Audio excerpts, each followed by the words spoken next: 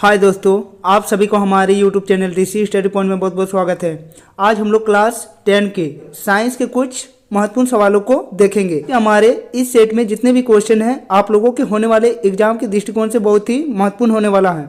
तो चलिए दोस्तों, अब देर न करके एक एक करके उन सभी क्वेश्चनों को देखते हैं। आज का हमारा पहला क्वेश्चन कह रहा है कि प्रकाश की किरणें गमन करती हैं। पहला ऑप्शन है सीधी रेखा में, दूसरा ऑप्शन है टेढ़ी रेखा में, तीसरा ऑप्शन है किसी भी दिशा में, या चौथा ऑप्शन है उपयुक्त सभी। तो प्रकाश की किरणें हमेशा सीधी रेखा में गमन करती हैं, इसलिए इसका सही जवाब है ऑप्शन नंबर 1। हमारा अगला क्वेश्चन नंबर 2 कह रहा है कि निर्वात में प्रकाश की चाल होती है। पहला ऑप्शन है 3 गुना 10 का पावर 8 मीटर प्रति सेकेंड, दूसरा ऑप्शन है 3 गुना 10 का पावर 8 सेंटीमीटर प्रति सेकेंड, तीसरा ऑप्शन है 3 गुना 10 का पावर 8 किलोमीटर प्रति सेकेंड, या चौथा ऑप्शन है 3 गुना 10 का पावर 8 मिलीमीटर प्रति सेकेंड।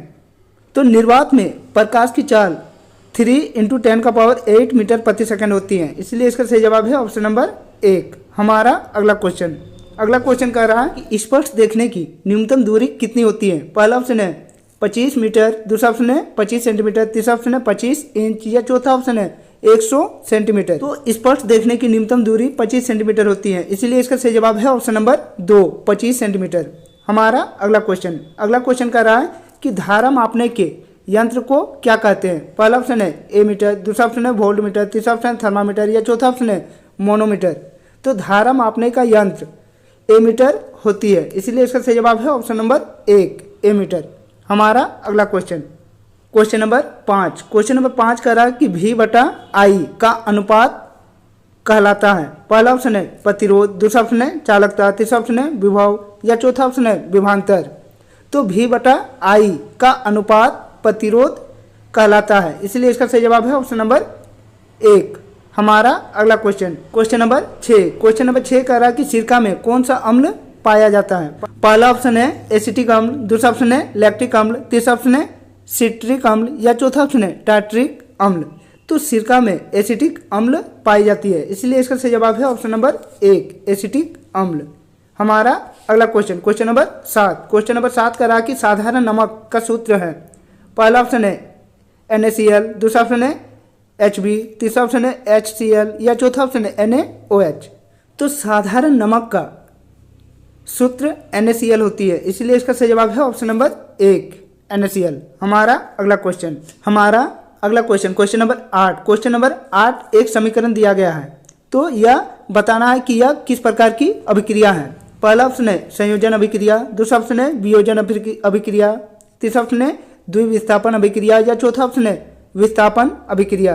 तो दिए गए समीकरण एक वियोजन अभिक्रिया का उदाहरण है, इसलिए इसका सही जवाब है ऑप्शन नंबर 2, वियोजन अभिक्रिया।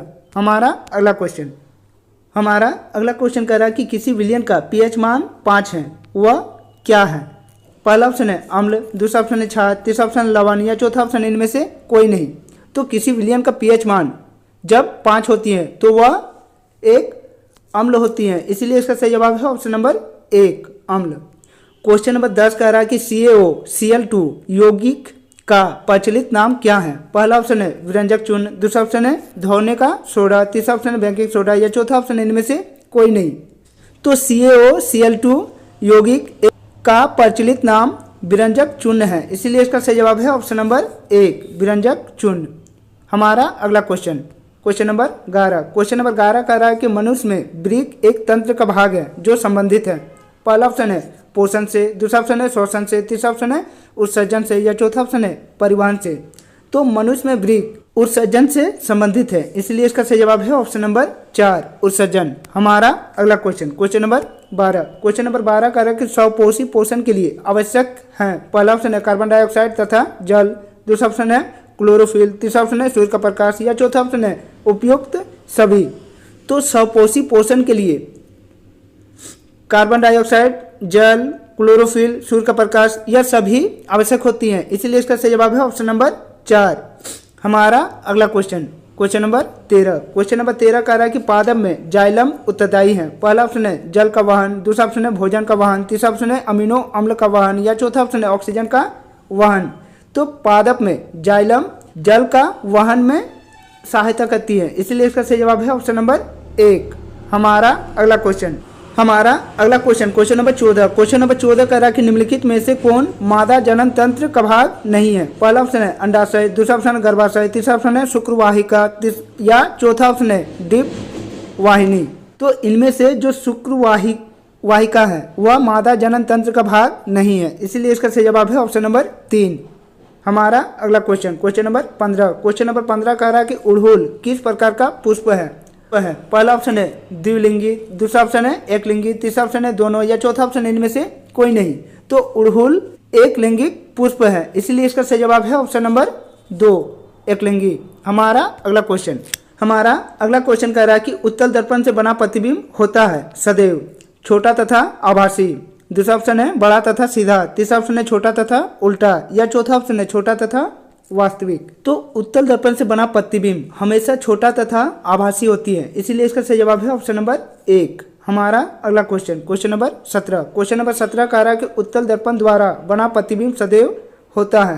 पहला ऑप्शन है उल्टा, दूसरा ऑप्शन है वास्तविक, तीसरा ऑप्शन है अवधित या चौथा ऑप्शन है सीधा। तो उत्तल दर्पण द्वारा बना प्रतिबिंब हमेशा सीधी होती है, इसीलिए इसका सही जवाब है ऑप्शन नंबर 4 सीधा। हमारा अगला क्वेश्चन कह रहा है कि लेंस की शक्ति का SI मात्रक है। पहला ऑप्शन है जूल, दूसरा ऑप्शन है वाट, तीसरा ऑप्शन है अर्ग या चौथा ऑप्शन है डायोप्टर।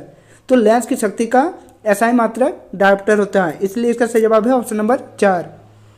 हमारा अगला क्वेश्चन नंबर 19। क्वेश्चन नंबर 19 कह रहा है कि आंख के रंगीन भाग को क्या कहते हैं। पहला ऑप्शन है कार्निया, दूसरा ऑप्शन है आइरिस, तीसरा ऑप्शन है रेटिना या चौथा ऑप्शन है क्लेरोटिक। तो आंख के रंगीन भाग को हम लोग आइरिस कहते हैं, इसीलिए इसका सही जवाब है ऑप्शन नंबर 2। हमारा अगला क्वेश्चन नंबर 20। क्वेश्चन नंबर 20 कह रहा है कि ओम मात्रक है। पहला ऑप्शन है ऊर्जा का, दूसरा ऑप्शन है प्रतिरोध का, तीसरा ऑप्शन है धारा का या चौथा ऑप्शन है इनमें से कोई नहीं। तो ओम प्रतिरोध का मात्रक होता है, इसलिए इसका सही जवाब है ऑप्शन नंबर 2 प्रतिरोध। हमारा अगला क्वेश्चन कह रहा है कि शरीर में भोजन का पाचन किस प्रकार की अभिक्रिया है। पहला ऑप्शन है संयोजन अभिक्रिया, दूसरा ऑप्शन है अपचयन अभिक्रिया, तीसरा ऑप्शन है विस्थापन अभिक्रिया या चौथा ऑप्शन है वियोजन अभिक्रिया। तो शरीर में भोजन का पाचन एक वियोजन अभिक्रिया का उदाहरण है, इसलिए इसका सही जवाब है ऑप्शन नंबर 4। हमारा अगला क्वेश्चन और हमारे इस सेट का आखिरी क्वेश्चन। अगला क्वेश्चन कह रहा है कि प्रत्येक इलेक्ट्रॉन पर कितना कूलम ऋण आवेश होती है। पहला ऑप्शन है 1.5 × 10⁻23 कूलम या दूसरा ऑप्शन है 1.6 × 10⁻19 कूलम या तीसरा ऑप्शन है 6.023 × 10⁻19 कूलम या चौथा ऑप्शन है 6.023 × 10⁻23 कूलम। तो प्रत्येक इलेक्ट्रॉन पर 1.6 × 10⁻19 कूलम ऋण आवेश होती है, इसीलिए इसका सही जवाब है ऑप्शन नंबर बी।